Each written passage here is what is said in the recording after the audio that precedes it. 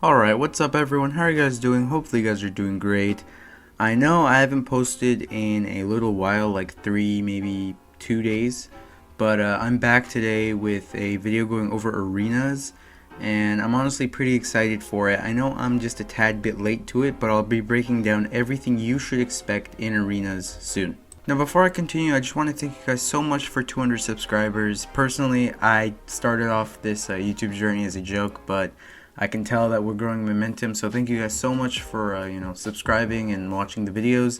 Now let's get into the content. So for this breakdown video, I just want to make it nice and simple and break it down to two main parts. The first being locations and the second being the gameplay.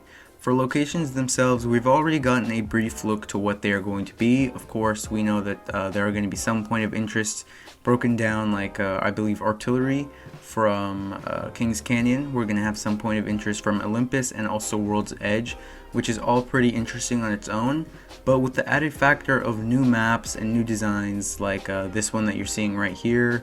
And I believe there's another one which is, I think, maybe in World's Edge, or it could be like a variant of World's Edge.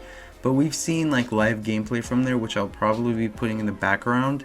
But yeah, that's like the main basis for the locations. So with locations out of the way, let's go over the gameplay part itself. The first thing I saw when I first saw like the trailer for Legacy was it's going to be like CSGO. Arenas is basically CSGO or Valorant by its buying mechanisms, by its 3v3 one life kind of style of game. There is no respawning for one, unless you get revived or you have a lifeline in your team who can just res you with their passive. But other than that, really, there isn't much respawnability in this mode, and that makes it a lot more like CSGO. Now for the factor of the buying part, you can buy specified weapons or abilities or healing kits to your liking. You can play far back if you have like a sniper rifle, if they allowed you to do that, or you can play up close with like a SMG, like a R9 or a alternator if you choose.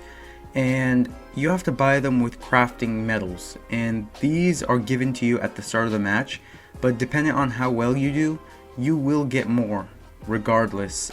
You could just get one kill, or you could be completely carrying your team. You will get more shards as you go, or I should say crafting materials as you go, allowing you to buy and upgrade weapons, healing kits, or even abilities for the specific legend that you chose. So all in all, it's basically CSGO and /or Valorant, more or less Valorant because of the abilities and just all-around cartoonish vibe, I guess you would want to call it.